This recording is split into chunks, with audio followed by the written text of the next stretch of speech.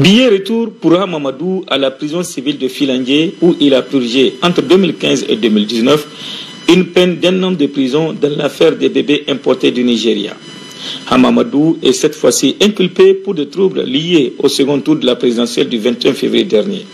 Selon son conseil d'avocats, 10 chefs d'accusation pèsent sur l'ancien président de l'Assemblée nationale. Il s'agit notamment de complots tendant à changer le régime constitutionnel, soit inciter les Nigériens ou habitants à s'armer contre l'autorité ou s'armer les uns contre les autres, commission d'actes de discrimination raciale ou ethnique, propagande régionaliste contraire à la liberté de conscience, susceptible de dresser les citoyens les uns contre les autres, participation à une association dans le but de commettre des crimes ou délits contre les personnes ou des propriétés et complicité d'avoir provoqué ou donné des instructions pour commettre des faits d'homicide volontaire reprochés à X. Parmi la dizaine de personnalités interpellées depuis jeudi dernier, 3 sont inculpés. Il s'agit de l'ancien chef d'état-major des armées, le général à la retraite Moumouni Bourema Dichanga, qui est transféré à Walam, de Seydou Tahirou Mayachi, lui il va occuper une place dans la prison civile de Saï.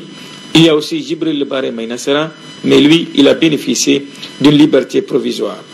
D'autres ont tout simplement été relaxés. Ce sont le colonel à la retraite Abou Oumarou, Abdou Maman Lokoko, Tondi Gawai, Ibrahim Belko. Certains militants de l'opposition arrêtés à l'intérieur du pays, notamment Zander, ont également été libérés selon des sources proches du dossier.